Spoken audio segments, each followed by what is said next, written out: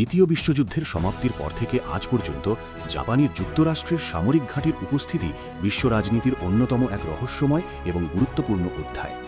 ১৯৪৫ সালের ১৫ই আগস্ট যখন দ্বিতীয় বিশ্বযুদ্ধের রণতুর্য থেমে গেল, তখন থেকেই জাপানের মানচিত্রে এক নতুন অধ্যায়ের সূচনা হয়।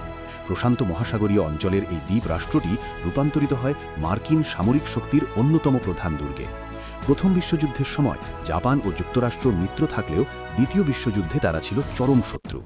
হিরোশিমা ও নাগাসাকিতে পারমাণবিক বোমাবর্ষণের পর জাপান আত্মসমর্পণ করলে মার্কিন জেনারেল ডাগলাস ম্যাকআর্থারের নেতৃত্বে শুরু হয় অকুপেশন পিরিয়ড বা দখলকাল।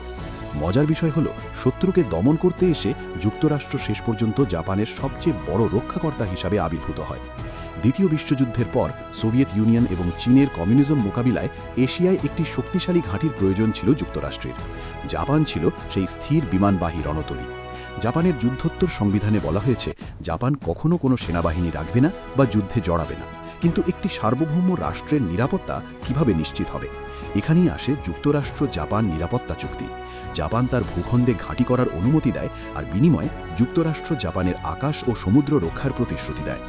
বর্তমানে দক্ষিণ চীন সাগরে চীনের ক্রমবর্ধমান আধিপত্য এবং উত্তর কোরিয়ার পারমাণবিক হুমকি জাপানে মার্কিন ঘাঁটির গুরুত্বকে নতুন করে সংজ্ঞায়িত করেছে। জাপানে মার্কিন সামরিক ঘাঁটির ইতিহাস কেবল যুদ্ধের জয় পরাজয়ের গল্প নয়, বরং এটি আন্তর্জাতিক কূটনীতি এবং ভূ রাজনীতির এক জটিল চাল।